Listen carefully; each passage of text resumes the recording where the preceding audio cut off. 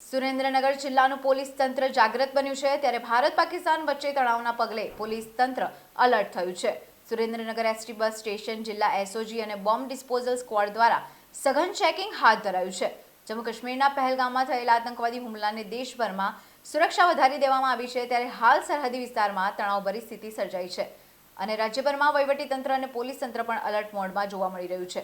ત્યારે western railway હેઠળના Rajkot railway division અને હેઠળ આવતા સુરેન્દ્રનગર રેલવે સ્ટેશન તેમજ સુરેન્દ્રનગર એસટી બસ સ્ટેન્ડ પર પોલીસ સ્ટાફની ટીમ દ્વારા સતત ડોગ સ્ક્વોડ મેટલ ડિટેક્ટર પરથી મુસાફરોના માલસામાનનું કડક ચેકિંગ કરાયું હતું।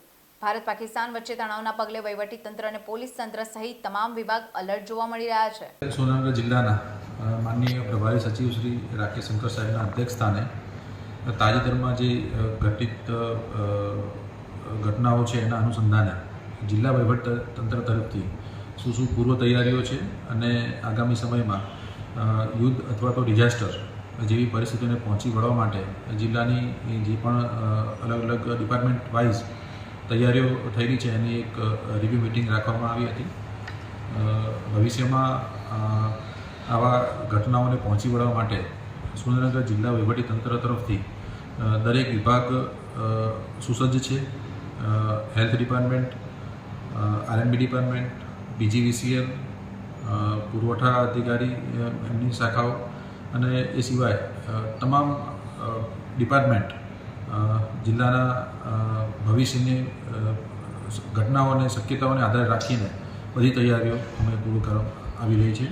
તેમજ આર્મી, એનસીસી અને એનએસએસ અને હોમગાર્ડ એ તમામ સાથે જિલ્લા વહીવટીતંત્ર તરફથી સંકલન કરીને એમને પણ પૂરતો સપોર્ટ અને સહયોગ કરવામાં આવશે। આમ સુરત જિલ્લા વહીવટીતંત્ર તરફથી તમામ પ્રકારની તૈયારીઓ કરવામાં આવી રહી છે, પરંતુ સાથે સાથે લોકોને પણ અપીલ છે કે કોઈ અફવાઓ પર ધ્યાન ના આપે।